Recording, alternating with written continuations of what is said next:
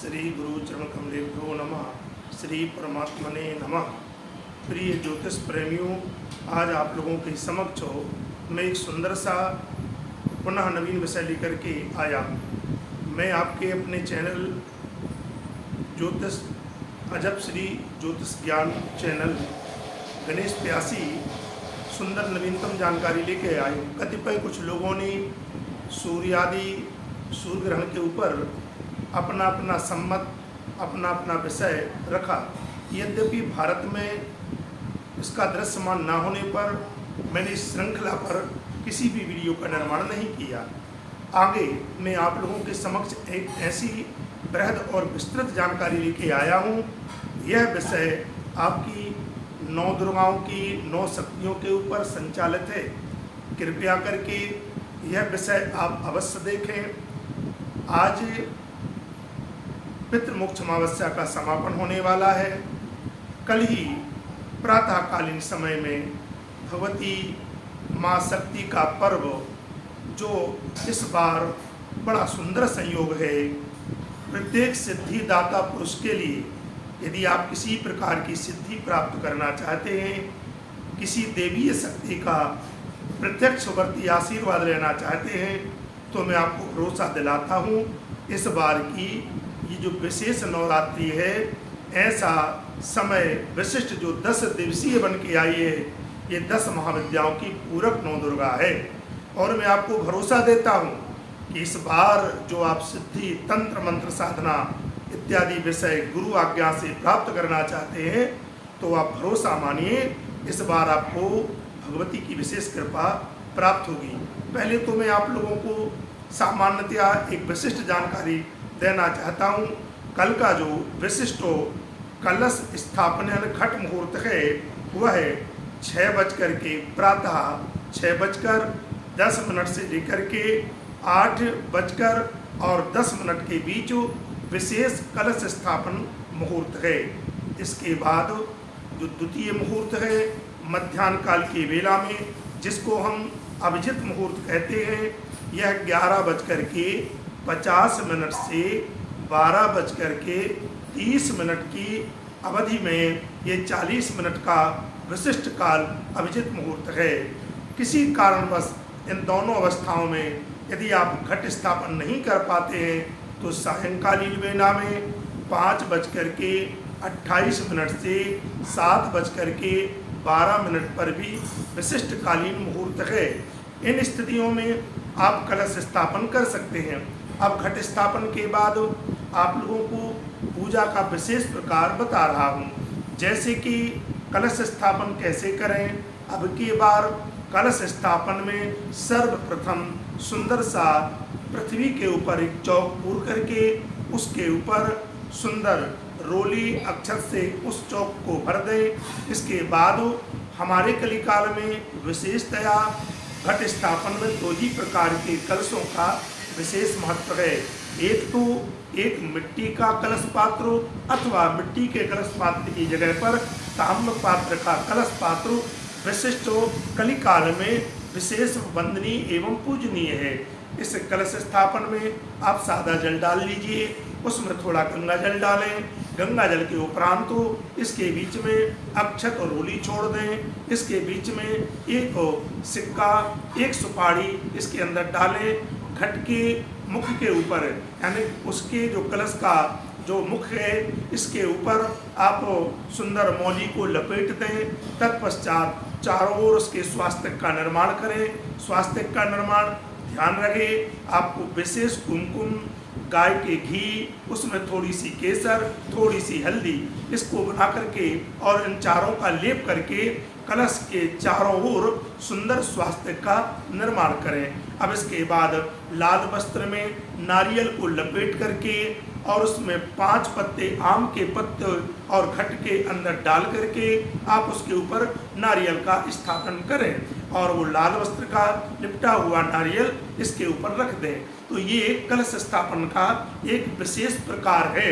और यह कलश आप अपने पूजा स्थल में माँ भगवती के सन्मुख उनके चरणारविंदों का स्मरण करते हुए, जो आपकी कुलदेवी है, प्रथम तो कुलदेवी का स्मरण करें, फिर अपने गुरुदेव का स्मरण करें, फिर अपनी इष्टधात्री भगवती और महाराज कात्यायनी महादुर्गा का स्मरण करके इसको स्थापित कर दें। अब एक विशेष प्रकार, यदि बार बार आप किसी परीक्षा में जाते हैं और परीक्षा देने आप बैठ रहे हैं और आपको उस परीक्षा में फल की प्राप्ति नहीं हो रही है, तो मेरा विशेष करके ऐसे परीक्षा प्रतियोगिता में बैठने वाले और उन समस्त विद्यार्थियों को, समस्त हमारे अभ्यर्थियों को एक विशेष प्रकार का इस समय सुंदर सा मुहूर्त है। करना क्या है, भगवती दुर्गा का आराधन करते हुए आपको राम रक्षा स्तोत्र का एक पात्र में थोड़ा सा पंचपात्र में गंगा जल रख लें और गंगा जल रख करके उसी गंगा जल में आप एक सुंदर से रुद्राक्ष को डाल दें। और यदि आपके पास में एक मुखी, दो मुखी, पांच मुखी या सात मुखी, इन चार प्रकार के इन रुद्राक्षों में से कोई एक रुद्राक्ष हो, उसको गंगा जल में डाल करके आप 10 पाठ राम रक्षा स्तोत्र के 10 पाठ का स्मरण करें।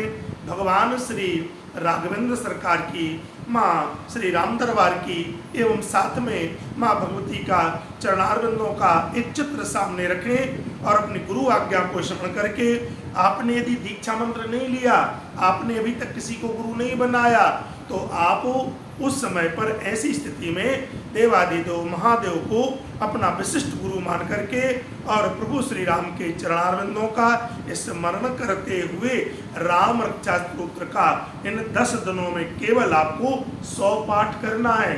और इस पाठ को क्रमशः लोम विलोम गति में नहीं करना, एक पंक्ति और एक श्रृंखला में करना है।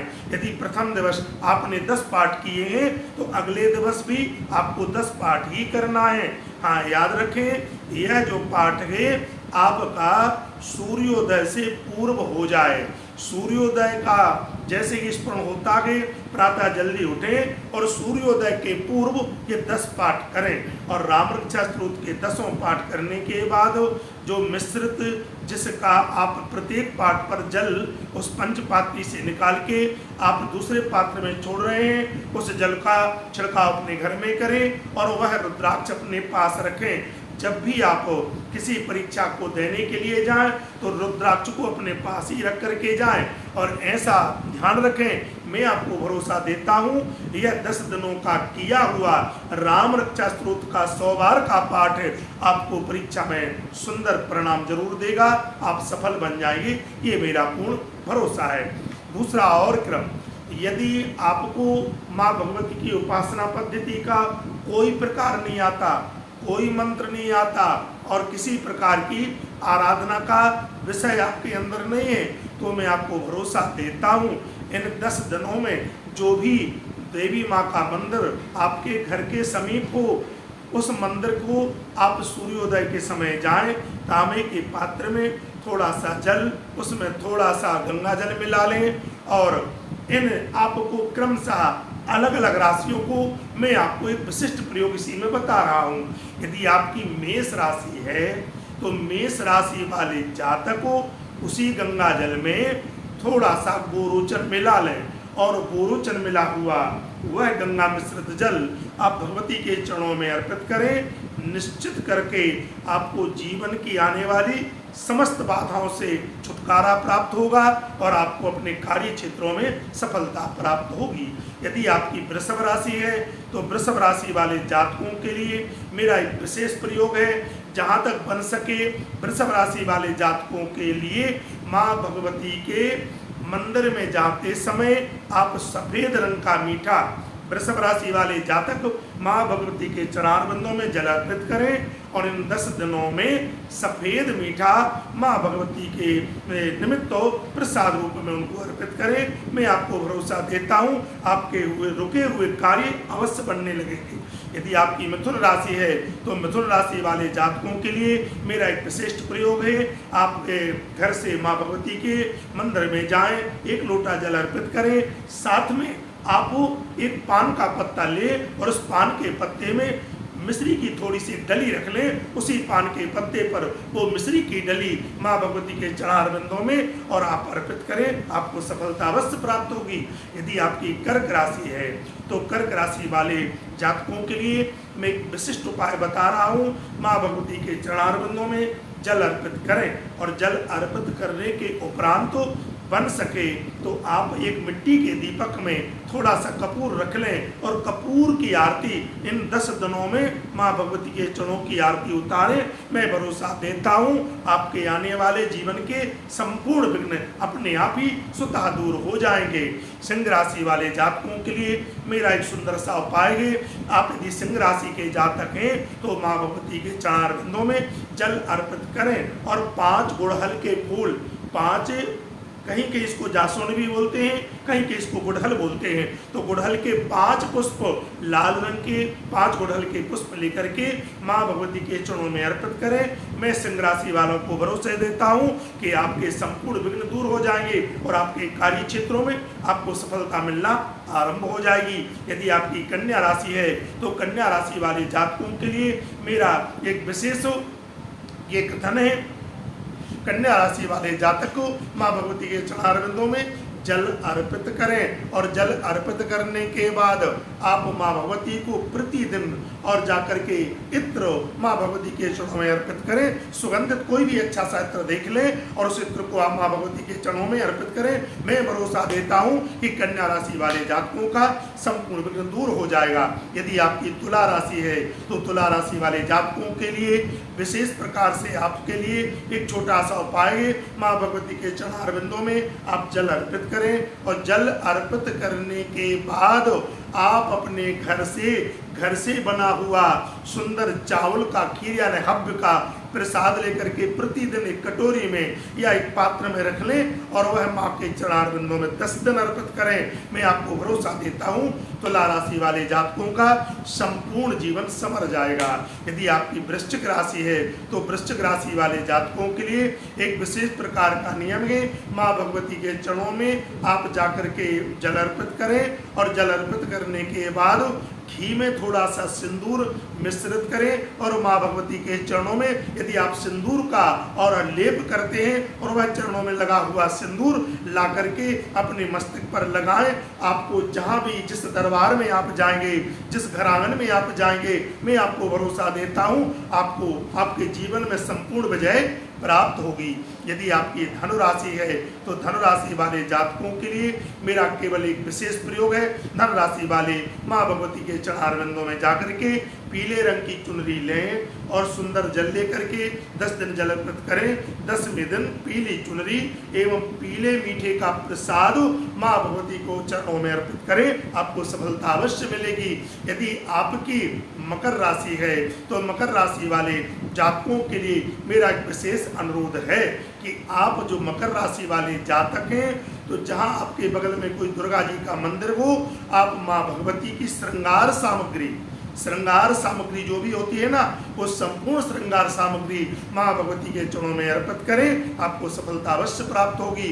यदि आपकी कुंभ राशि है तो कुंभ राशि वाले जातकों के लिए मेरा विशेष प्रकार से अनुरोध है कि कुंभ राशि वाले जातकों और जाकर के और सुंदर शीघ्रता से जाएं और जाकर के माँ भगवती के चरणार बिंदों में इन 10 दिनों में सुंदर केवल जाकर के प्रतिदिन 10 दिन में आपको 11 लौंग एक पान के पत्ते पर रख करके माँ भगवती को अर्पित करें। आप देख लें करिश्मा, आपको जीवन में सफलता अवश्य प्राप्त होगी। यदि आपकी मीन राशि है तो मीन राशि वाले जातकों आपके लिए एक विशिष्ट प्रयोग है। प्रतिदिन माता के चरणों में और जाकर के आप जल अर्पित करें और साथ में सुंदर एक पीले रंग के पुष्पों की सुंदर माला, पीले रंगे की पुष्पों की सुंदर माला माँ भगवती के चरणों में अर्पित करें और साथ में जाकर के आप पीली चुनरी माँ के चरणों में अर्पित करके देखें। मैं आपको भरोसा देता हूँ ये नवरात्रि आपको माला माल कर देगी। मैं केवल कहता नहीं हूँ, बोलता नहीं हूँ, वह प्रयोग आपके सम्मुख रखता हूँ जिन प्रयोगों का जीवन में कई लोगों ने लाभ उठाया और कई जातक इससे लाभान्वित हो रहे हैं। आशा है यह आप करके देखें और पूर्ण श्रद्धा और आस्था के साथ, क्योंकि संपूर्ण विषय श्रद्धा, आस्था और विश्वास का ही है। और माँ भगवती आपके जीवन में खुशहाली भर दें। माँ भगवती आपको खूब आनंद दें, खूब धन वैभव से आप संपन्न हो। और इसी बात से मैं आपको भरोसा देता हूँ कि आपके जीवन में माँ भगवती, माँ चंडी कात्यायनी की कृपा सर्वत्र बनी रहे। इसी आशा के साथ मुझे विश्वास है यह मेरी बात आप लोगों को बहुत अच्छी लगी होगी और आप इसको अनुभव करके देखें और यह प्रयोग करके देखें, आपको सफलता अवश्य मिलेगी। इसी आशा और उम्मीद के साथ आपका प्रिय ज्योतिष प्रेमी मैं अपनी बात को यहाँ पर विराम देता हूँ। शेष जो बनेगा इसी के ऊपर एक और सुंदर विषय लेकर के अगली बार पुनः उपस्थित बनूंगा। इसी आशा के साथ सबको जय माता की, सबको जय जय श्री सीताराम।